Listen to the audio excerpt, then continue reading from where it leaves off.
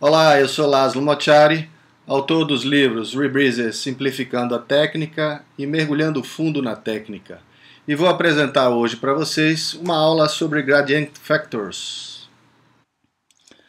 Gradient Factors, ou fatores gradiente. Este é um termo que foi criado pelo Eric Baker com a finalidade de adicionar segurança a um determinado algoritmo de mergulho.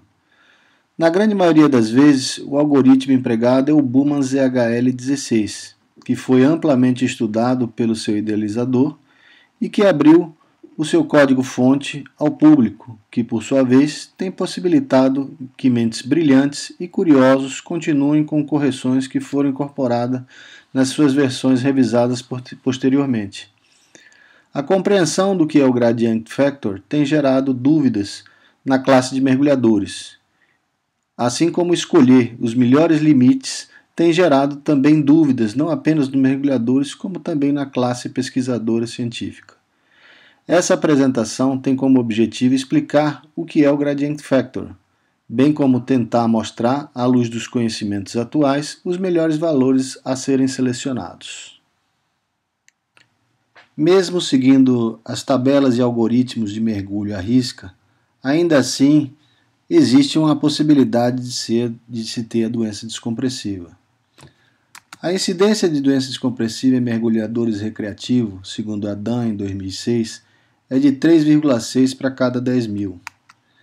Em mergulhadores científicos, é de 0,9 a 35 para cada 10 mil, segundo Dardot e colaboradores em 2012, que fizeram um trabalho retrospectivo de 10 anos de mergulho científico feito pelos dados da Sociedade de Mergulho Científico Americana. E nos mergulhadores profissionais, essa incidência é de 1 a 4 para cada 10 mil, segundo o Shield em 1990. A segurança da descompressão depende de muitos fatores. Neil Pollock, em 2016, listou esses fatores e os colocou em um diagrama que está sendo montado nesse momento. Apesar dos algoritmos modernos envolverem uma matemática bastante complexa, ainda assim estão muito longe, ou seja, estão anos-luz de conseguirem contemplar todas as variáveis impostas pela profunda complexidade da fisiologia envolvida no mergulho. Apenas para exemplificar, o exercício físico, ou seja, a atividade física durante o mergulho, é capaz de elevar o fluxo sanguíneo muscular em até 20 vezes. Isso traria como uma consequência uma grande captação de gases por esses tecidos. Isso deveria acarretar um incremento descompressivo, coisa que os algoritmos descompressivos atuais não contemplam. Qual a maneira mais segura de se fazer a descompressão? Em 1854, os franceses Pou e Vatelli preconizavam uma descompressão lenta para reduzir a incidência de doença descompressiva. Em 1870, Paul Bert administrava oxigênio puro após a exposição em ambientes hiperbáricos. Em 1900, Heller advogava uma descompressão linear de 20 minutos por atmosfera. Em 1908, Haldane lançava o seu método de descompressão em estágios, que é usado até hoje. Em 1915, French e Stilson desenvolveram a primeira tabela de mergulho da Marinha Americana.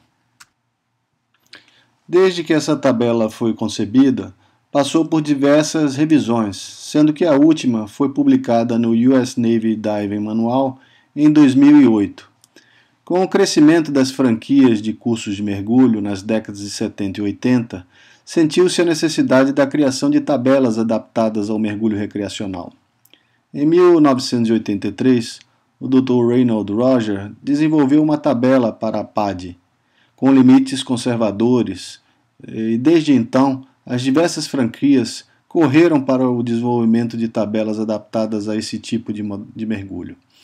Na atualidade, existem em voga mais de 50 métodos de descompressão, entre tabelas e softwares. Quando há muitos métodos para resolver uma solução, é porque nenhum deles é bom o suficiente. Todos os métodos estão errados, mas são úteis, segundo George Box em 76. Uma revisão feita nos 3 grandes fóruns da web conseguiu observar que há mais de 100 mil comentários a respeito de descompressão. Sem dúvida, de longe, o tema mais discutido numa roda de mergulhadores é a descompressão. A teoria da descompressão é toda embasada na lei de Henry, que diz que em uma temperatura constante, um gás que esteja em contato com o líquido, quanto maior a pressão, maior será a dissolução do gás no líquido, e a recíproca é verdadeira.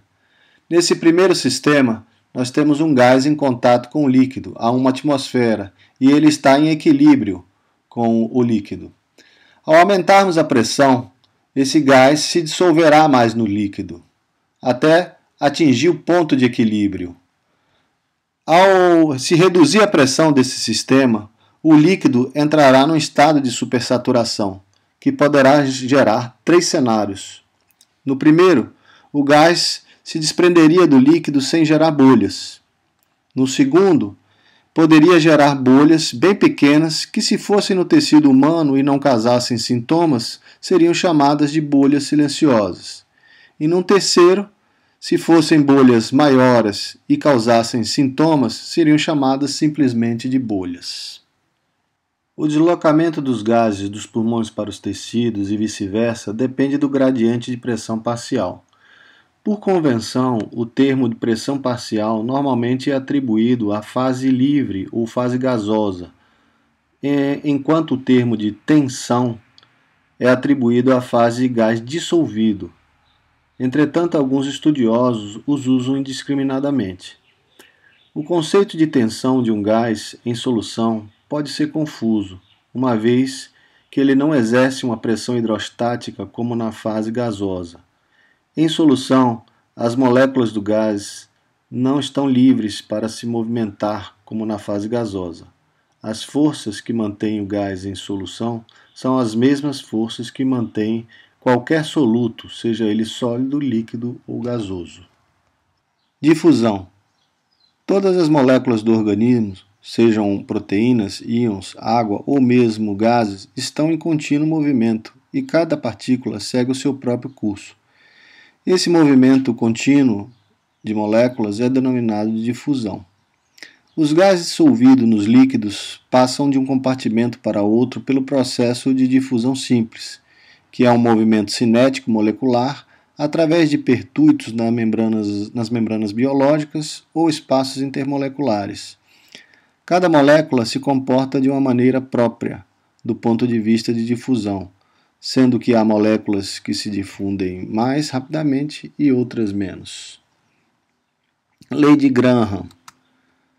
A velocidade de difusão é inversamente proporcional à raiz quadrada da densidade e da massa molecular. Ou seja, o hélio tem uma massa molecular inferior à do nitrogênio e, portanto, se difunde com mais rapidez pelos tecidos. Solubilidade é a avidez que o líquido tem pelo gás. Aqui é mostrado o trajeto pelo qual o gás inerte percorre dos alvéolos aos tecidos. Acima temos um gás pouco solúvel. Notem que a pressão parcial nos alvéolos é relativamente elevada e que se reduz no sangue e bem reduzida nos tecidos. Abaixo nós temos uma situação com um gás de alta solubilidade. Notem que a tensão do gás no sangue e nos tecidos é bem elevada, chegando a ser superior à pressão parcial do gás nos alvéolos. Nós temos aqui essa tabela onde contempla o peso molecular, o coeficiente de solubilidade, o coeficiente de difusão e aqui um potencial narcótico desses gases aqui. Os gases que interessam ao mergulho são o hélio e o nitrogênio. A solubilidade do nitrogênio em relação ao hélio é 1,4 vezes maior na água. A solubilidade no plasma do nitrogênio é 1,6 vezes maior do que o do hélio. A solubilidade nos óleos do nitrogênio é 4 vezes maior do que a do hélio. E a velocidade de difusão do hélio é 2 vezes maior do que a do nitrogênio, devido ao seu baixo peso molecular. Conclusão disso é que o nitrogênio é mais solúvel em lipídios e o hélio é mais difusível. Aqui nós temos representado os alvéolos pulmonares, que são essas estruturas redondas, saculares, que estão envoltas em uma rica rede de capilares. É onde ocorrem as trocas gasosas. No homem, há mais de 300 milhões dessas estruturas, que oferecem uma superfície de troca equivalente ao de um campo de futebol. Imagine que em 1 minuto, 5 litros de sangue seriam espalhados sobre essa superfície. Portanto, fica fácil de entender que as trocas gasosas entre os alvéolos e o sangue se faz de forma imediata. Meia-vida. Meia-vida é um termo farmacológico que também pode ser utilizado em física para indicar a semidesintegração de elementos radioativos. Mas a meia-vida de farmacológica, que pode ser também aplicada ao mergulho, ele é o tempo necessário para que 50% de um gás sejam eliminados de determinado tecido. Em 1900, Heller e colaboradores usaram um modelo monocompartimental com meia-vida tissular de 9 minutos. O que isso quer dizer? Apenas para arredondar, vamos dizer que esse tecido seja de 10 minutos, tem uma meia-vida de 10 minutos. Aqui nós temos um gráfico onde ele mostra o percentual de gás tecidual e aqui o tempo decorrido. Imagine que o indivíduo fez um mergulho, foi a 10 metros de profundidade, passou lá 1 hora. Em seguida ele subiu para a superfície. Na superfície ele chegou com um percentual de 100%, por assim dizer. O decaimento desse gás, ou seja, a eliminação desse gás, vai ser respeitada por essa curva. Quando a quantidade de gás dos tecidos cair a 50%, esses 50% seriam 10 minutos, aqui no caso, porque a meia-vida é de 10 minutos. Após cair mais 50% desses 50%, ou seja, 25%, se passariam mais 10 minutos. Para cair mais 50% de 25%, se passariam mais 30 minutos, mais 10 minutos, ou seja, um total de 30 minutos. E ao final de aproximadamente 6 meia-vidas, nesse caso de 60 minutos, isso cairia para 3,1, ou seja, praticamente cairia a quase zero, do ponto de vista farmacológico. Sendo assim, o gás que chega aos alvéolos, ele passa para a corrente sanguínea. Da corrente sanguínea, ele pode ir para um grupo de tecidos chamados tecidos rápidos, que tem um fluxo sanguíneo superior a 50 ml por 100 gramas por minuto.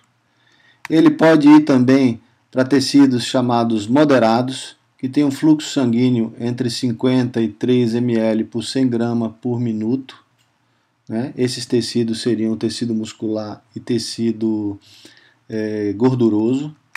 E teríamos um terceiro grupo de tecidos que são chamados de tecidos lentos, que tem um fluxo sanguíneo inferior a 3 ml por 100 gramas por minuto. Seriam o tecido cutâneo, tecido cartilaginoso, tecido ósseo e tecidos ligamentar. Esses tecidos, os tecidos rápidos, representam 60% do débito cardíaco. Os tecidos moderados, em torno de 25%, mas essa relação pode subir, porque o tecido muscular, sob atividade física, pode elevar bastante essa relação do débito cardíaco. E os tecidos lentos, aproximadamente 15% do débito cardíaco. Se nós formos observar a tabela de descompressão, o algoritmo de descompressão Bowman ZHL16, ZH quer dizer Zurich, L linear, 16 tecidos. Aqui nós temos o exemplo dele, né, com os 16 compartimentos ou 16 tecidos, e cada um com sua respectiva meia-vida para o nitrogênio e meia-vida para o hélio, né? Esses tecidos, eles podem ser, esses que têm meia-vidas menores são os tecidos rápidos, né? Cérebro, fígado, rim, pulmão, coração. Os intermediários, a gente tem o tecido muscular e o tecido gorduroso, adiposo, e os tecidos lentos aqui com pele, cartilagem, osso e ligamentos aqui com meias-vidas mais longas. O que é o valor M? O termo valor M foi criado pelo médico militar Robert Workman em meados dos anos 1960, na Unidade Experimental da Marinha Americana. É a tensão máxima de gás que um tecido pode tolerar sem apresentar sintomas de doença descompressiva. Em outras palavras, é o limite máximo tolerado de gradiente entre a tensão de nitrogênio tecidual, ou tensão do gás tecidual, pode ser o hélio também, e a pressão ambiente. São sinônimos de valor M: gradiente crítico, tensão crítica e limite de saturação. Aqui nós temos um gráfico de profundidade e tempo. Nessa linha superior representa a superfície. Aqui nós temos um tecido que está saturado de gás para essa pressão. Aqui nós temos a pressão ambiental de 1 e aqui temos uma tensão tecidual de gás também com 1. Isso representa uma relação de 1 para 1. Esse tecido é exposto à pressão, lá ele permanece tempo suficiente para que se sature, a pressão ambiente é de 2, a tensão tecidual de gás é 2, isso representa uma relação de 2 para 2. O valor M, ou valor crítico de Haldane, é 2 para 1. Isso representa que um tecido pode ser levado para uma metade da pressão que ele estava exposto, sem contudo ter doença descompressiva. Esse 2 representa a tensão tecidual e o 1 representa a pressão ambiente. Se a gente levar esse tecido agora para a superfície, ele terá essa relação de 2 para 1. Haldane reconheceu mais tarde que essa regra sua havia uma falha em profundidades abaixo dos 30 a 40 metros. Nesse mesmo raciocínio, o gradiente crítico de Workman era em torno de 1,58 para 1. Ele achava que não seria igual ao de Haldane. Nesse caso, o tecido saturado, né, se fosse levado para cima, certamente teria doença descompressiva. Então ele seria levado a uma profundidade onde essa relação seria contemplada, que nesse caso aqui seria 2,81 metros, que arredondamente seria 3 metros. Então não é por acaso que essas paradas descompressivas elas são de 3 em 3 metros. Aqui esse tecido permaneceria um tempo, seria eliminado quantidade de gás e ele retornaria na superfície com aquela relação de 1,58 para 1. Os tecidos rápidos toleram um gradiente crítico maior.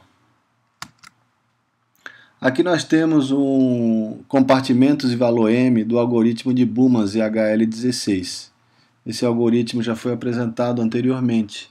Aqui nós temos os compartimentos e os tecidos. Observe que o valor M para tecidos rápidos, né, eles ficam quase que acima de 2, ou seja, aquela regra de 2, 3 para 1, ela é basicamente uma regra para tecido rápido. E à medida que a gente vai lentificando esses tecidos eles vão tendo meia-vidas maiores, essa relação vai se encurtando, vai ficando menor. Para que possamos entender o que acontece com a captação de gases durante o mergulho, é interessante observar esse gráfico.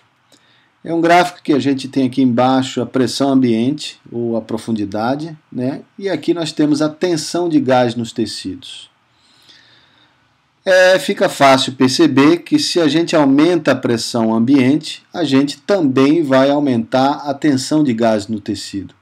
Quanto mais a gente aumenta a pressão ambiente, pela lei de Henry, mais a gente vai aumentar a tensão dos gases no tecido. E isto de forma linear. Essa é a linha chamada linha de pressão ambiente, onde a tensão no tecido é igual à pressão ambiente, né? Também chamada de linha de saturação. Se passarmos dessa linha para cima, entraremos no estado de supersaturação. A supersaturação e o aparecimento de bolhas são pré-requisito para o aparecimento de doença descompressiva. Isso é um fato. Haldane, em 1908, admitiu que para se fazer uma descompressão segura, poderia-se entrar no estado de supersaturação, desde que ele fosse limitado a um gradiente crítico seguro, ou seja, que tivesse uma tensão de gás tecidual máxima sem que aparecessem sinais ou sintomas de doença descompressiva.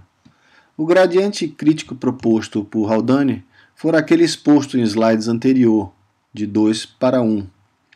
Naquela época, Haldane aplicava o conhecimento de valor M, apesar dessa denominação vir mais tarde com Workman. O valor M nada mais é do que o limite de supersaturação máximo tolerado pelo indivíduo.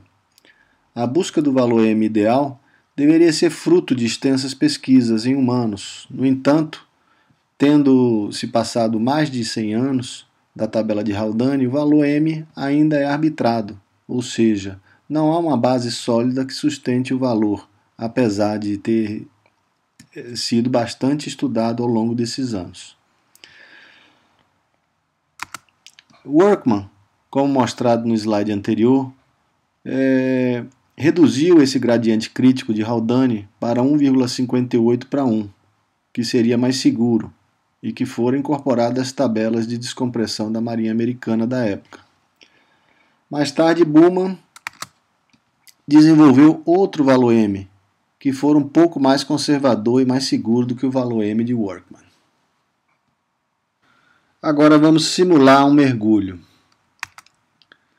Essa linha vermelha representa a descida do mergulho. Aqui a pressão ambiente aumenta e a captação de gás aumenta muito pouco durante a fase de descida. Durante a permanência, a pressão ambiente não aumenta, mas a captação de gases pelos tecidos ela é elevada, até um determinado ponto onde o mergulho termina. Se o mergulho continuasse por tempo superior a 12 horas, esses tecidos entrariam em saturação, ou seja, atingiriam a linha de saturação, e não mais captariam gases. Só que o mergulho de saturação, não ocorre na prática do mergulho recreativo. Então, nesse ponto, o mergulhador começa a subir.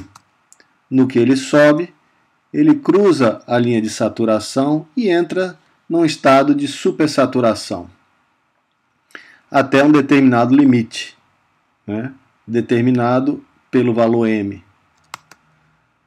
A supersaturação é um requisito fundamental para a formação de bolhas, que, por sua vez, são pré-requisitos para a doença descompressiva. O objetivo da estratégia descompressiva é limitar a supersaturação usando paradas descompressivas. O mergulhador então para num determinado ponto, determinado pelo valor M. Quando ele para nessa cota descompressiva, a tensão tecidual cai e aí ele normalmente retorna a essa reta de valor M no intuito de continuar a sua estratégia descompressiva. Como escolher um limite de supersaturação seguro e, por conseguinte, uma subida segura? Há duas abordagens. Uma é o modelo de conteúdo de gás. Esse modelo preconiza a maximização da supersaturação dos tecidos até um limite de segurança, que é derivado de experimentos com ajustes embasados em resultados. Como já disse anteriormente, essa segurança é relativa e esse embasamento em resultados também é questionado. Retornando a esse gráfico, o mergulhador em estado de supersaturação, durante a subida ele para, é limitado por essa reta de valor M, no que ele para, a tensão tecidual de gás é reduzida, ele então retorna à reta novamente e assim ele vai fazendo durante toda a subida até chegar na superfície. Ele chega na superfície ainda com uma quantidade excedente de nitrogênio, porém teoricamente segura para que ele permaneça na superfície. A despeito de usar esse modelo de conteúdo de gás, a doença descompressiva e a embolia gasosa venosa pode ser detectada. Em torno de 30% dos indivíduos que chegam na superfície após o mergulho, eles têm bolhas detectáveis. Sabendo que as bolhas são a causa da doença descompressiva, seria razoável uma abordagem descompressiva com poucas bolhas. Então, aqui temos uma outra forma de abordagem descompressiva, que é o modelo de bolhas. De acordo com o modelo comportamental da bolha, a redução da supersaturação no início da subida minimiza a formação e crescimento de bolhas. O que isso quer dizer? Isso quer dizer que se você tem supersaturações iniciais menores, você teria menor formação de bolha. O perfil do modelo de bolha é justamente esse. Você teria essas supersaturações iniciais menores, ou seja, se aproximando mais da linha de saturação. E à medida que você vai descomprimindo, você vai afastando dela.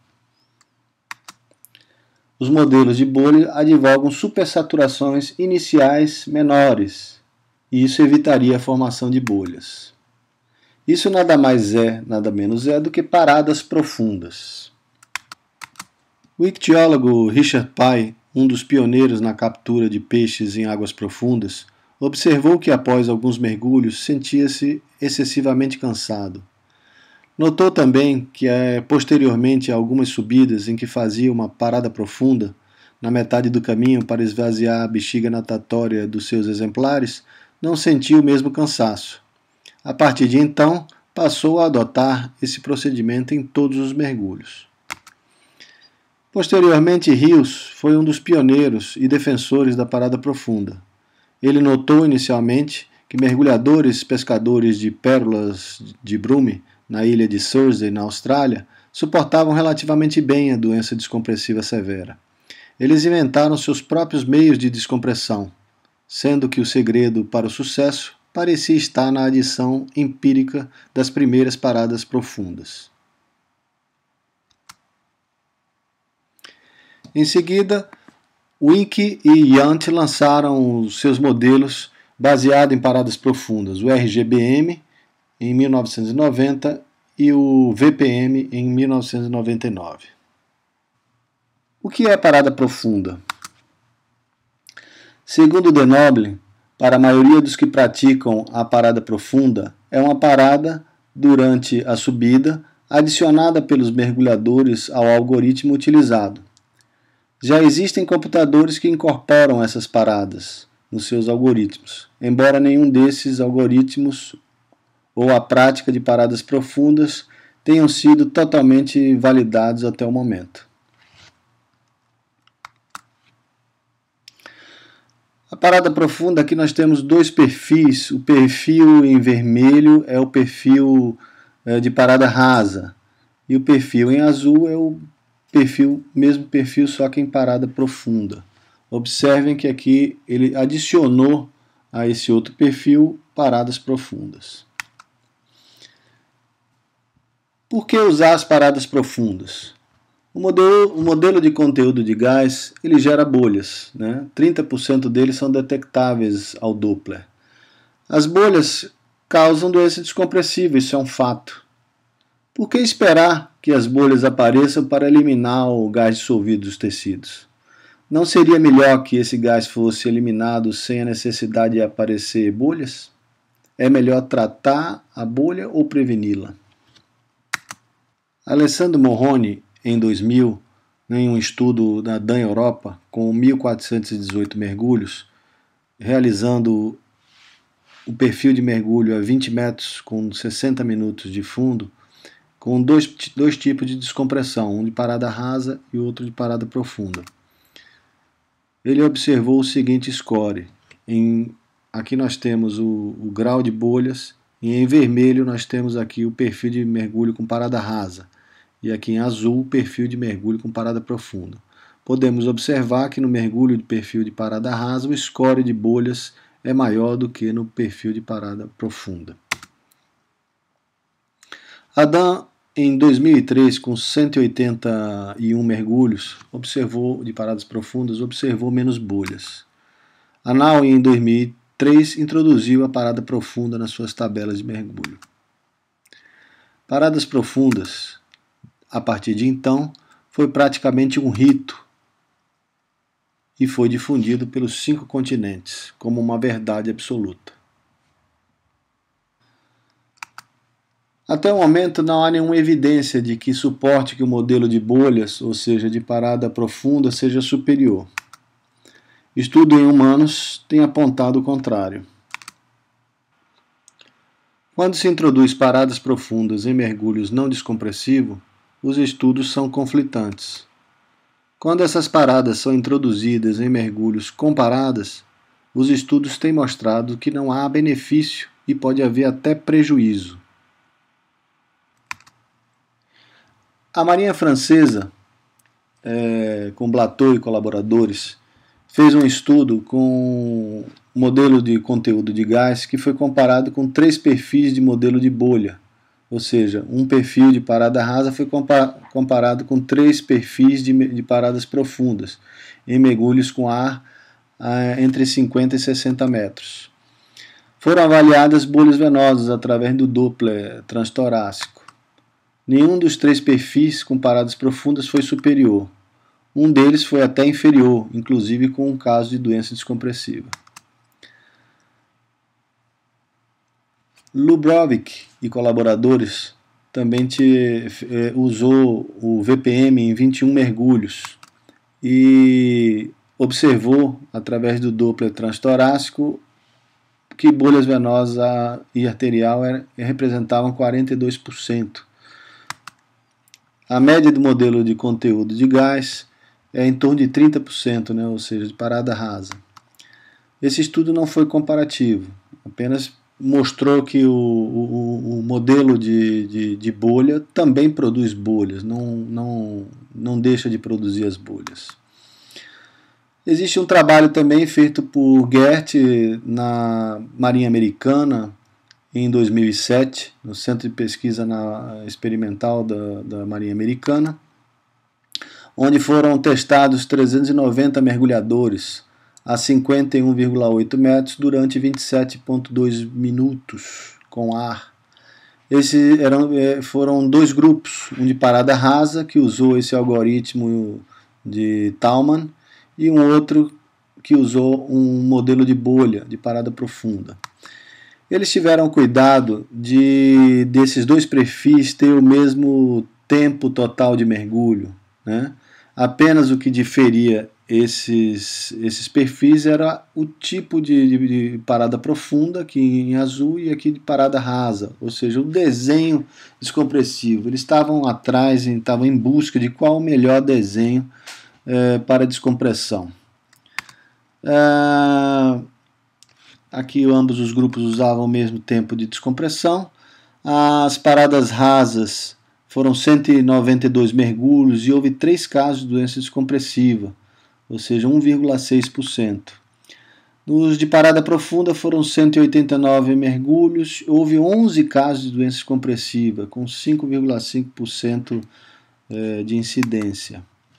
Após esse trabalho, a US Navy, a Marinha Americana, abandonou os modelos de bolha, ou seja, ele passou a só usar o modelo de parada rasa. Por que as paradas profundas falharam no estudo da Marinha Americana? Provavelmente pelo efeito da supersaturação dos tecidos lentos durante as paradas profundas. O que isso quer dizer?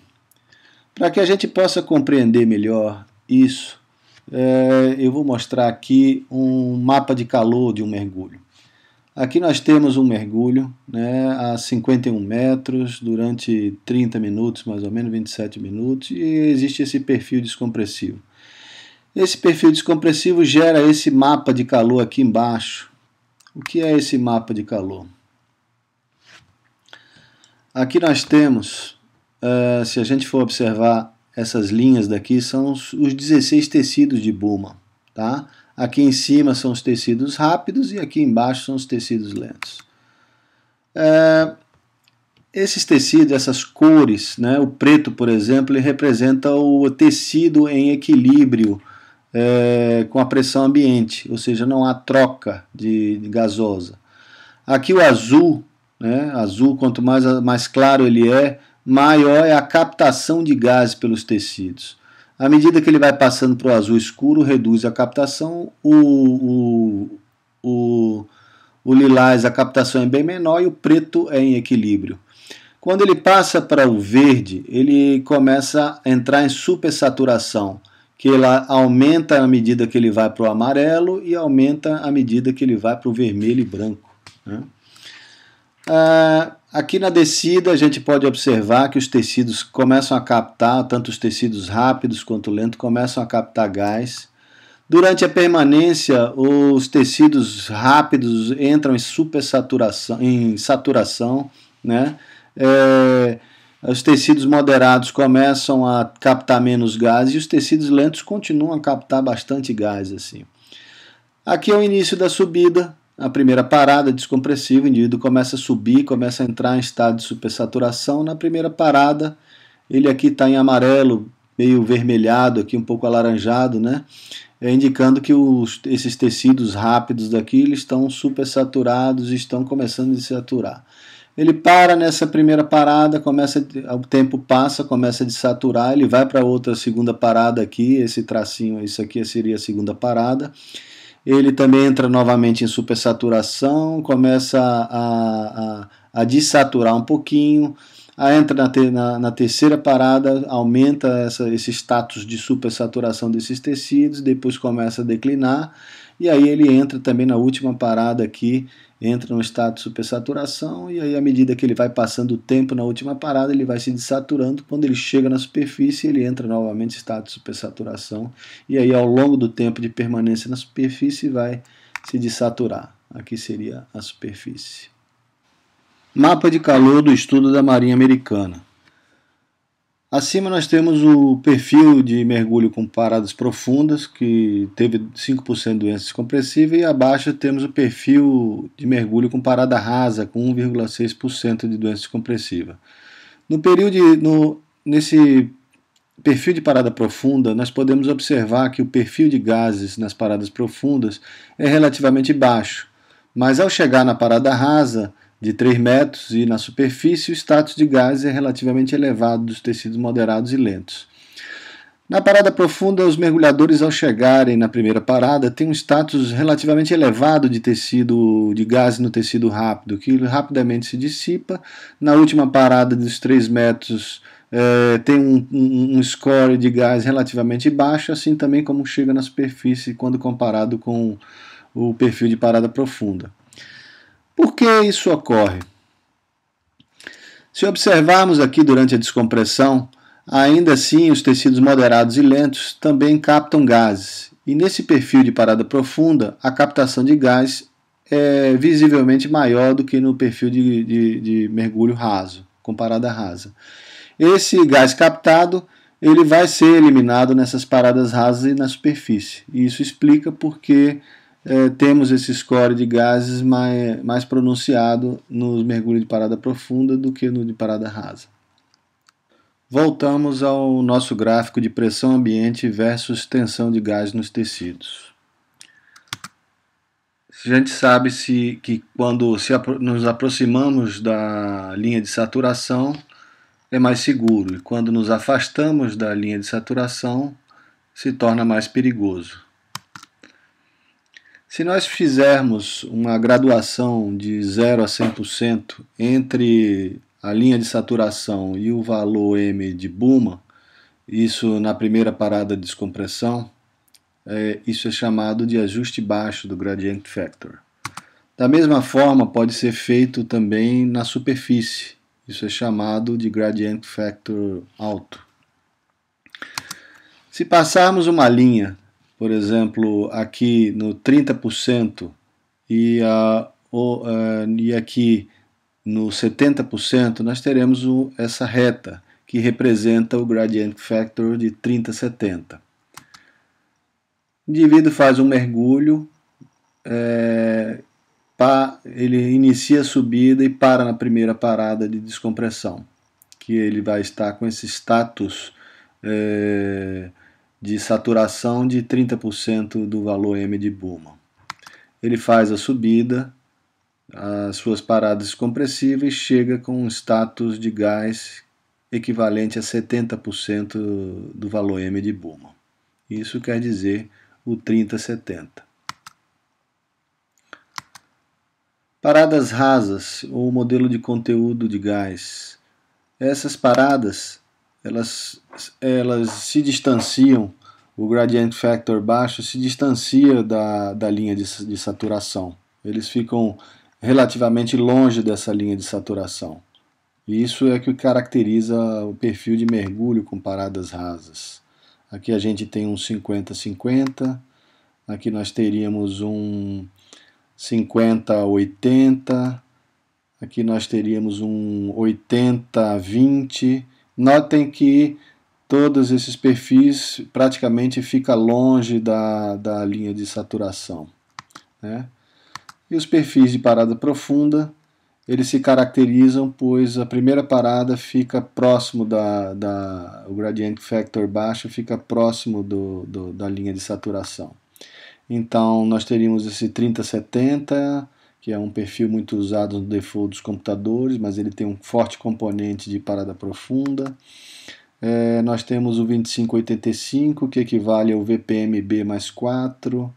Nós temos aqui o 10-90, que é um perfil arrojado, muito utilizado no início da implementação das paradas profundas.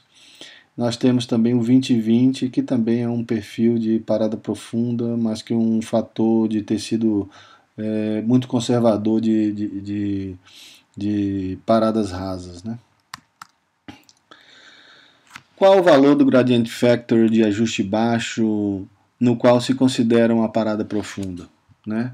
Qual desses valores aqui do ajuste baixo que a gente pode considerar o valor que abaixo dele a gente considera parada profunda? A gente não sabe, ainda não se sabe, não existe uma definição precisa do que seja uma parada profunda, né?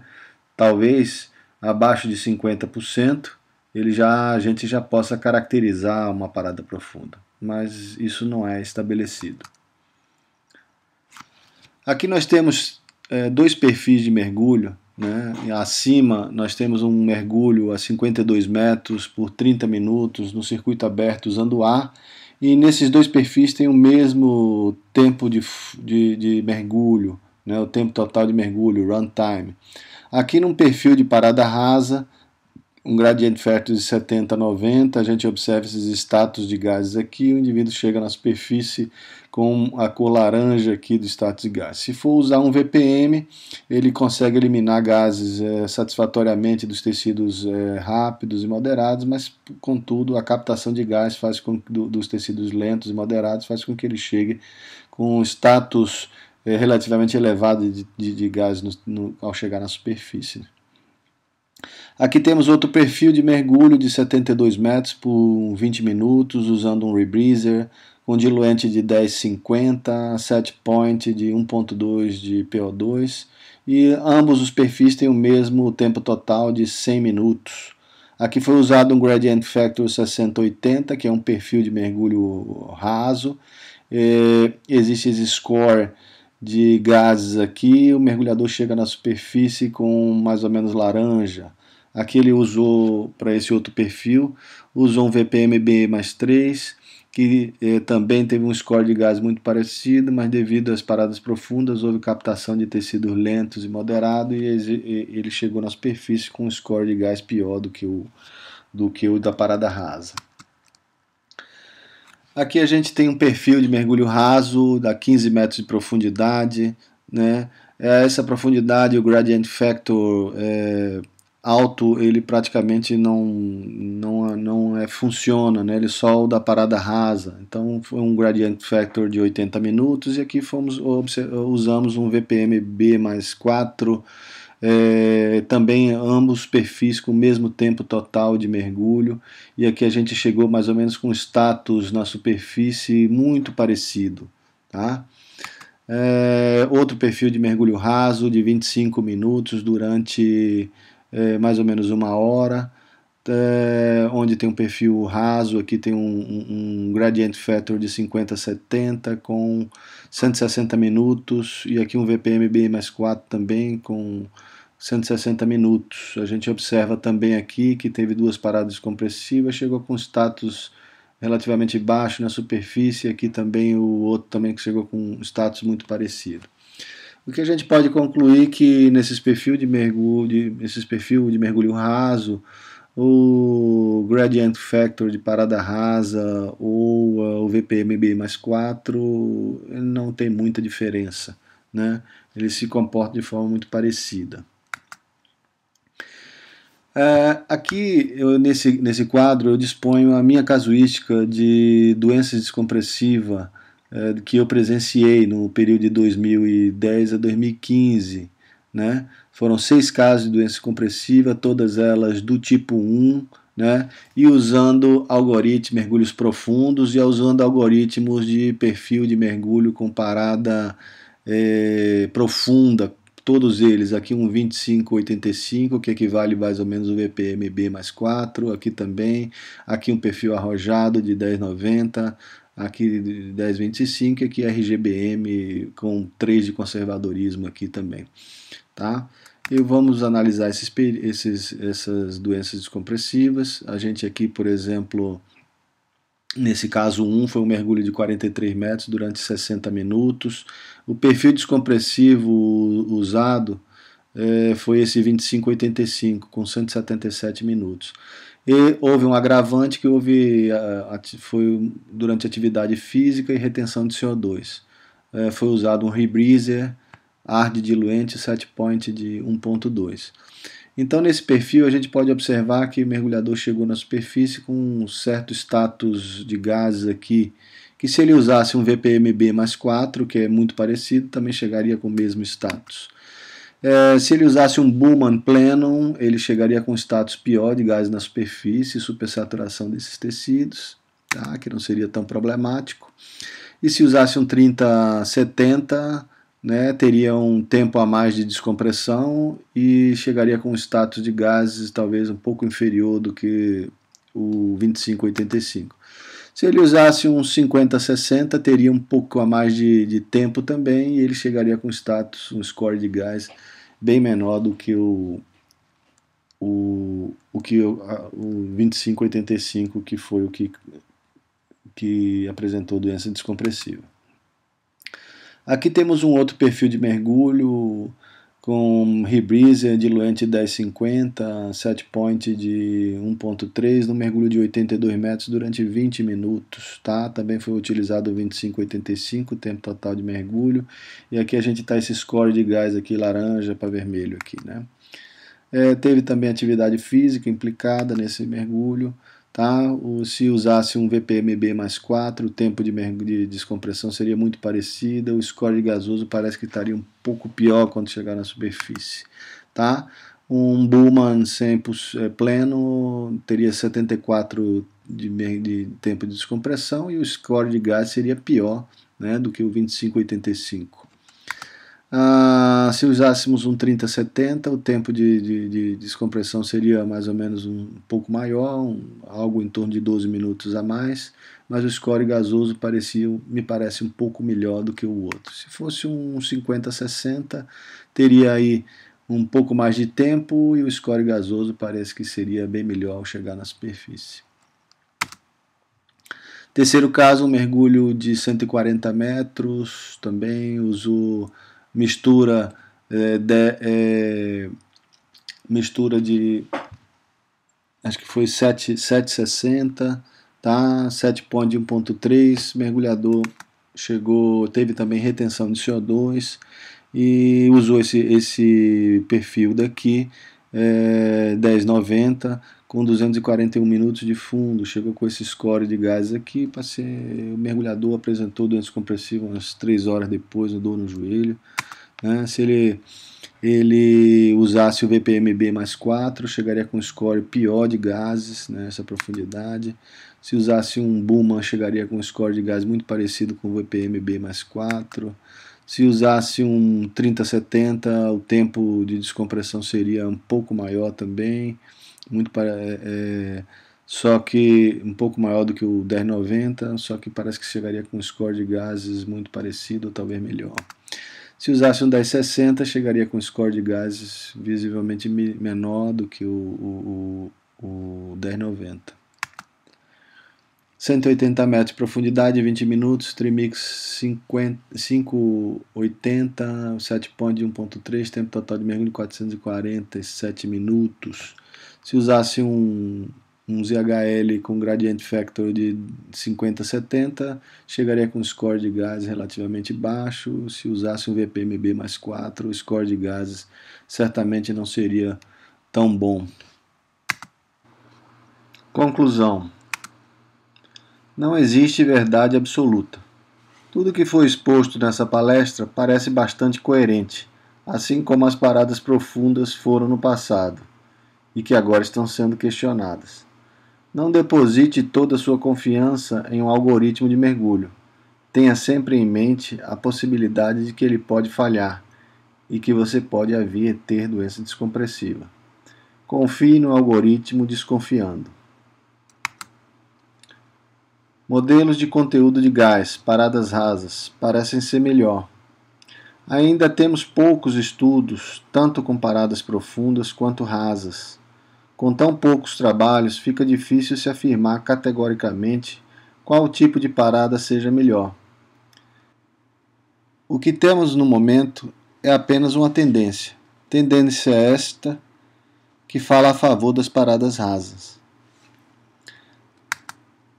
Não se sabe qual o melhor fator gradiente. Os computadores de mergulho no passado, que usavam Bullman, começaram a usá-lo na forma plena, ou seja, sem fator de correção, como o Aladdin Pro da Uvatec, lançado em 1987. Ele tinha um algoritmo Bullman ZHL8. Mais tarde, fabricantes como Maris, Cubapro e outros também usavam esse algoritmo.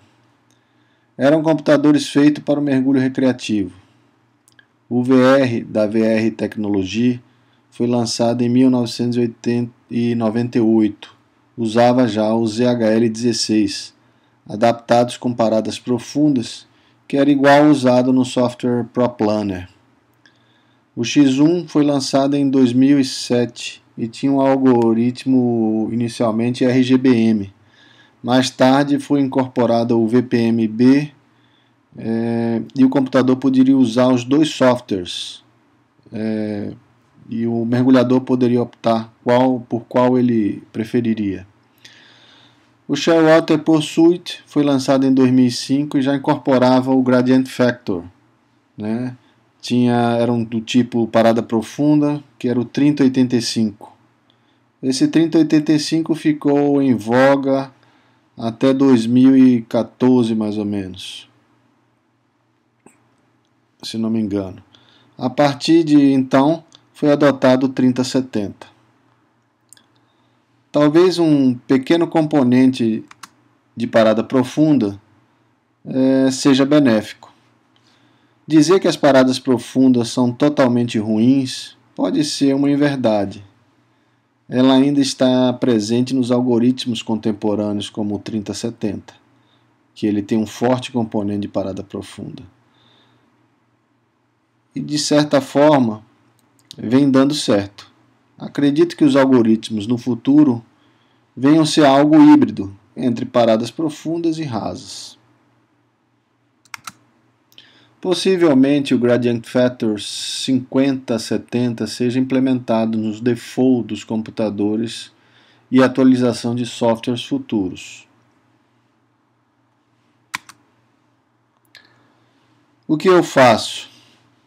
Em 1998, quando iniciei o mergulho técnico, eu usava o ABIS, que era o RGBM, para fazer o planejamento do mergulho. Depois eu copiava essa tabela num slate e levava comigo para o mergulho.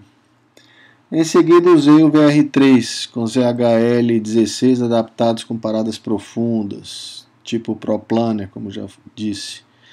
Entre 2010 e 2015 foi quando eu fiz uma série de mergulhos profundos e que presenciei alguns casos de doença compressiva.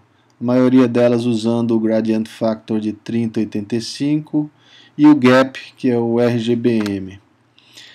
Na época entrei em contato com o Bruce Patridge, da Shearwater, e expliquei o meu problema. Ele me aconselhou a usar o 3070. Pouco tempo depois, os computadores da Shearwater passaram a ter 3070 como default. Com medo, passei a usar um conservadorismo adicional a esse 3070. Dependendo do perfil de mergulho, essa adição de tempo poderia ser na parada dos 9 metros e também na última parada dos 6 metros. Cheguei a adicionar algo em torno de 30 minutos. Acabei não calculando o gradient factors, mas deveria ser algo entre 30-60 ou até mesmo 30-50. Se formos comparar o atual perfil de 30-70 com o futuro default, que provavelmente será de 50-70, há uma diminuição do tempo de descompressão nesse último. Se usarmos o 50-60, o tempo total de descompressão, se comparado com o 30-70 atual, é quase igual. Particularmente, eu acho que o 50-60 seja um gradient factor a ser adotado. É o que eu estou usando na atualidade. Um outro ponto que eu gostaria de ressaltar é se você durante o mergulho for exposto a algum fator predisponente, tal como atividade física excessiva, como frio, desidratação, ou seja, você passou horas sem beber líquido, se você é obeso, se teve retenção de CO2 ou apresentou outro fator predisponente, pense em adicionar algum fator de conservadorismo ao seu mergulho. Ainda não há um protocolo estabelecido do que fazer nesses casos. Nos anos de 1998, o ABIS, quando foi lançado, acho que foi até o primeiro algoritmo de mergulho, de planejamento de mergulho para computador, ele contemplava muitas variáveis. Além da atividade física e da hipotermia, ele também contemplava a idade, o sexo, o peso, gordura corporal, tempo que o indivíduo tem de mergulho, nível de habilidades, passado de doença compressiva, se o indivíduo era fumante, até mesmo o tipo de mergulho, se era mergulho em caverna, se era em naufrágio. Esses dados eram alimentados ao algoritmo, que adicionava algum conservadorismo. Quanto e como ele fazia isso não era informado pelo desenvolvedor. Na época em que se usava tabelas, alguns autores preconizavam um tempo de mergulho imediatamente superior ao que se estava usando efetivamente. Ou seja, se o indivíduo está usando um tempo, aquele tempo seguinte era incorporado. no mergulho. Isso dava um incremento de descompressão. Os softwares atuais não contemplam esse incremento. O que pode ser feito é mexer no gradient factor durante a descompressão, reduzindo 10 ou 20 pontos do fator alto.